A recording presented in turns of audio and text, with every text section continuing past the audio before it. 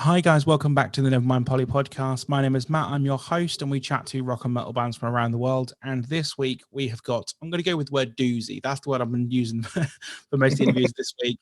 I've got the brilliant guitarist of the band Ov Sulfur, Chase, on the line. How are we doing, sir? How's things? Doing great, doing great. How are you? I'm significantly less stressed than I was 30 seconds ago before we started this recording. Fair enough. For context, everyone listening at home, I've bought a new mixer and it was being a bit of a sod. Anyway, doesn't matter. We're here to talk about your brand new record, which is out on March 24th. How are you kind of feeling about the record? How's the mood in camp and things at the moment? Are you excited? Because I'm fucking pumped and I've not heard it yet because the singles you put out are fucking wicked. And my girlfriend literally is in love with your band. I just need to throw that out there now. Like, awesome. Thank you like so the much. new favorite thing. No, yeah, we're all very, very excited. Like this is a huge step up from us. It's our first record with Century. It's our first full length, and we wanted to kind of come in with a bang. So we're very excited. The guest features are insane. The songs are like us. 2 or 3 steps above the EP musically, lyrically. So it's definitely cool. I'm very, very stoked, and I'm stoked to see that the reception for the singles has been pretty good as well. So I couldn't ask for more. Absolutely. I mean, I'm a little bit of a sod, to be fair, because I project quite a lot of my musical tastes on my lovely girlfriend, and I was like, "You're gonna love." You love Lorna Shore. You'll fucking love this band. Like they sound similar, ballpark, but similar. I was like, "You'll fucking love them." And she was like, "Yeah, we listen to this every time. Like we're going to the shops. That's going on 100%." Hell yeah, that's so awesome. I'll hear it. So I'm looking forward to the record and things. One thing I like to talk about with my guests and stuff is kind of do a little bit of an origin story. And I know we've got a limited time with yourself today, but talk me through like the early years of you growing up as a guitarist, because I think it's really interesting how people get into what they do now as a musician. How did you start out?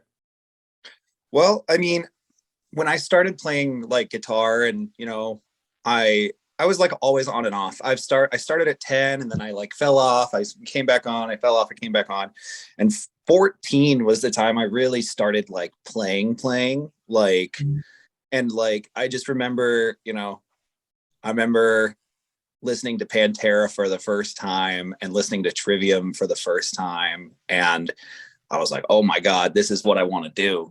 This is like this is I want to play this style of music. And so from then on, I was, looking up every like tab I could play, like learning like, every Trivium song I could, learning, all the Pantera riffs that I thought were fucking awesome. So, and then later on I got into like, deathcore and stuff like that. So it's been an evolution for sure. But that style of playing like the melodic heavy stuff that Trivium and Killswitch and Lamb of God used to do has really stuck with me ever since. So for sure, and that's the thing. Trivium and Lamb of God and Killswitch, that kind of bands, that was. So we must be similar ages, I would have imagined, because I'm turning 30 in literally a matter of days. So like to have that frame of reference is kind of, I was like, oh, cool, amazing. Like I didn't want to ask like, how old you are in his life, but like it was cool that we got a similar frame of reference. That's quite cool.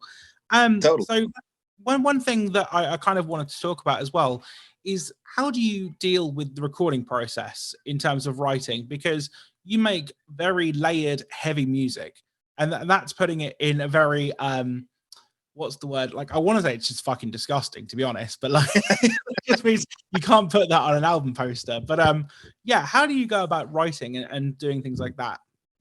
Well, with this album specifically, the ex-guitar player Matt and I would get into a room together, and literally we'd schedule out days, and we'd be there from anywhere from 4 to 8 hours in that room, like kind of like really picking apart songs, like going through riffs, seeing what we could like put together and mash up.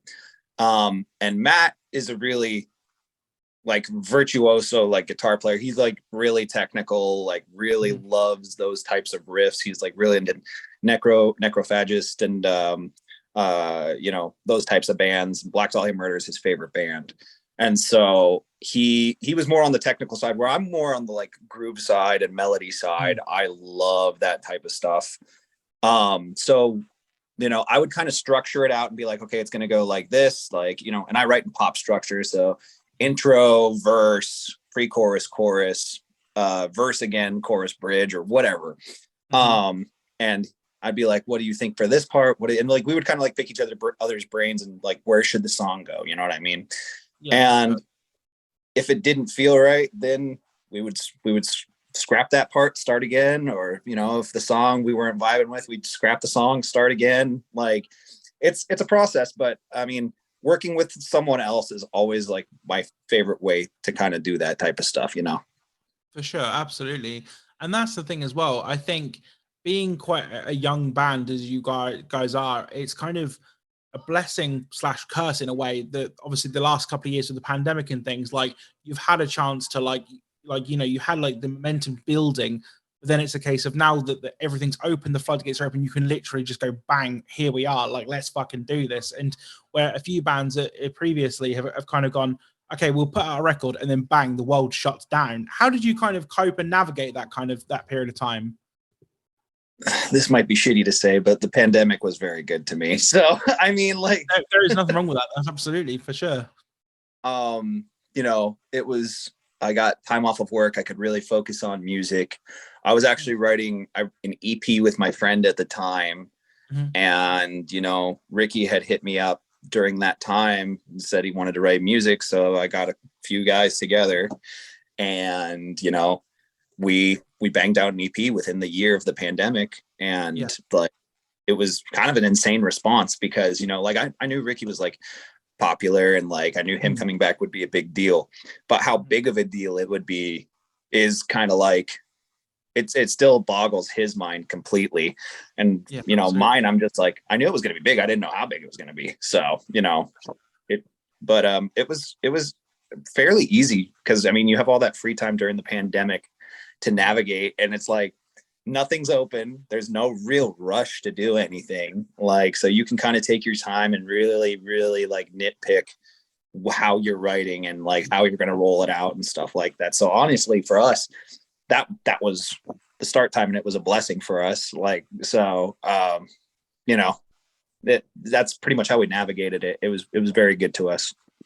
Absolutely. And that's the thing as well. I don't think like, because as you said, like some people had a better experience than others. I think overall everyone had a pretty shit experience because no one likes being confined to their homes, not being able to see their family and friends, things like that.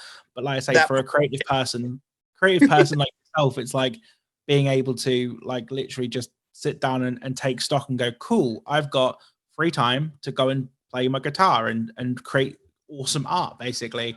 So that's really cool. I wanted to kind of talk about like the lyrical content and stuff about and the themes that Ov Sulfur do, because like you seem like a very personable chap, like literally just sat at the Zoom call. Like you seem like a very, genuine, upstanding citizen, as they say in America. How do you get to the depths of depravity and things that Ov Sulfur write about? Well, so I've always been interested in like, I guess you would call it a counterculture, like, against like religious stuff like that. So I'm like, I've always delved into stuff like that, and I've always kind of questioned like, why do we do this? Why do we do that? And like, what is the point of this? And like really dived in, studied theology and stuff like that, and as Ricky has as well. And we both came to the conclusion that organized religion is just, it's a crock. And it's a cult, and it's false hope for people that want to believe in something. Me personally, I don't know what's out there. I don't know heaven, hell, whatever it might be. I've just always learned to question things. And the way organized religion goes about things most of the time is just god awful. So, lyrically, obviously that's what most of our songs are about, even the EP, and there's the album has no shortage of that. But with the album, we do diverse things like with Earth and it's like, you know, that song is about Ricky losing his nephew to cancer, which is extremely relatable, you know. Mm-hmm. Yeah. You know, and like, you don't have to be an atheist to think what kind of God would test a child, you know what I mean? Like, you know, you can relate to it, you can kind of like, because it is unfair, and you know that shit happens all the time. Yeah, I mean, even in and then in Befouler we write about the music industry, like that one is, you could relate it to like religion hate, but it's actually about people being two-faced in the music industry. So we kind of made it a little bit more diverse in the album compared to the EP, where it was just like God bad, burn the church, you know, like so. I'm not saying that I should run your merch department, but that you just put that on a t-shirt, God bad, burn churches. That's that's like all of our merch. You got it. Hired. I love that. So obviously 2023 is looking super like exciting for you guys, the album being dropping and things like that. What can you sort of tell us about plans and things? And by the way, it's like a PR's worst nightmare to this question, so I always like to chuck it in. No, totally. We do have quite a bit planned. We have some shows coming up next week. We're playing in LA with our friends in Spirit World, who are also a fellow Las Vegas Century Media band. Yeah, amazing band. They rip. I love them. And then February 24th through the 26th, we're playing with Bleeding Through in Northern California. We have an album release show in our hometown of Vegas with Spirit World again and a couple of other, you know, local friends. Amazing. And then we have booked a full US tour, and I can't say what it is right now. Yeah, for sure. It's a big one, and I'm very, very stoked. You know, as far as Europe, no plans as of yet. I'm really hoping at the end of the year or by early next year. I really, really, really, really hope so, because I've never toured in Europe. So hopefully that happens. Absolutely. And that is a surefire fact that I will be somewhere in one of the UK shows, because yeah, my girlfriend will hold me to ransom if not, like. But yeah, so say again. I said, hopefully we can make that happen then. Yeah, no, absolutely. So obviously I've got a little bit of time left with you, and thank you for being so gracious with your time today. I kind of wanted to ask, it's a question I ask I ask every band who's been gracious enough to spend their time with me on a podcast, and that is simply, what is the best thing about being in Ov Sulfur, in your band, as a musician generally? What is the best thing in your opinion? And it can be as trivial as just getting to play with my friends, or it can be as deep and meaningful as you want it to be. Honestly, it's challenging, because I've never been in this situation before, and I enjoy that it's challenging. I'm constantly learning new things every time I go on the road. I'm constantly learning new things every time I have to, you know, I've just signed my first record deal. Like, I've learned how to deal with that. And it's kind of like, I feel like getting to do these new things and experience these new things and learn lessons, and kind of just, I mean, playing with my friends is also huge too, but it's the learning aspect more so than anything, because I'm somebody who always wants to be challenged and pushed to see how far I can like actually go. So personally for me, that would probably be it. And like, I'm super grateful for everything that's already happened, but I'm also stoked to learn more and do more things. So absolutely love that. And a final question I have for you today, Chase. And so when I'm a big, massive podcaster with my massive podcast rig that costs me way too much money, it doesn't bloody work half the time, I'm going to invite every band who's been on this podcast to come play a Dream Festival of mine. And on Dream Festival, there'll be a rider, and every band in the 2023 season of this podcast gets to add something to their rider. So far, we've had sushi, like there's beanbags, white wine, narcotics are on there. There's like good pizza, like anything you like. No boundaries on this. What would you like to add to the rider?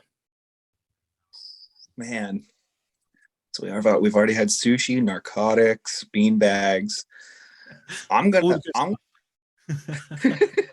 That's loads already. However, I'm gonna add a petting zoo, because who doesn't love playing with animals, especially if you're high off of narcotics and you're probably full from sushi. You need something to cuddle with. Fucking why not? Amazing. So what would be your animal of choice at a petting zoo? What's the if you got a dream petting zoo, what's the first animal you're running to? Oh man, that's a tough one, man. If I had any choice, I kind of want to play with a red panda, just because they're like, yeah, right. They just seem like so cool and friendly. Absolutely. You know what? So there's so I'm based right in the far like east of England, right? And I went up to Scotland a couple of years ago, and I saw the giant pandas they've brought over from China, like a breeding program. And you know what? I realized that I basically am a panda in real life. They do not want to interact with the opposite sex, only to mate. They spend 90% of their time sleeping, and they eat like all day. It's genuinely me. Like, it's an incredible thing. So I'm basically a panda.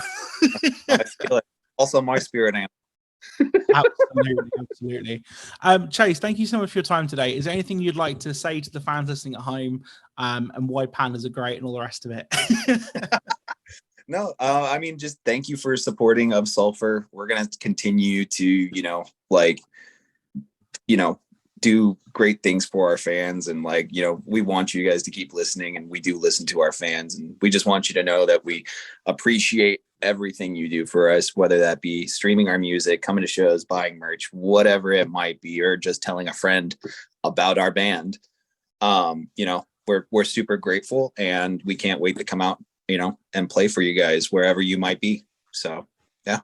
Stuff. Thank you so much for your time, my man. As I say, when you make it to the Europe, because you will, I guarantee it, and you make it to a show, there'll be a beverage in waiting for you as a thank you for coming on the podcast. It was great. That means a lot. Thank you so much. Thank you for having me. Awesome stuff. See you all soon. Peace.